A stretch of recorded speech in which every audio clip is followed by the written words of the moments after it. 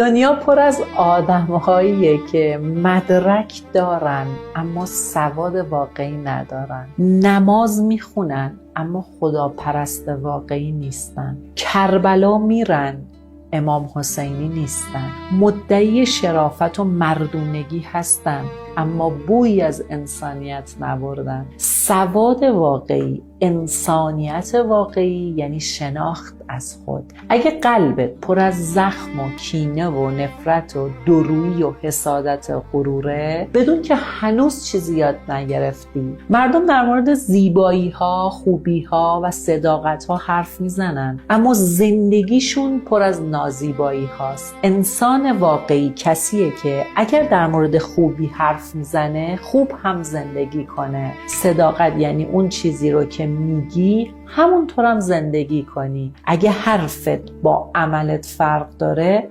هنوز رشد نکردی، هنوز درگیر خودت و ایگوهای درونت هستی، چون جهان آینه درون ماست. هر چیزی که در درونت میسازی در دنیای بیرون شک نکن که همونو میبینی.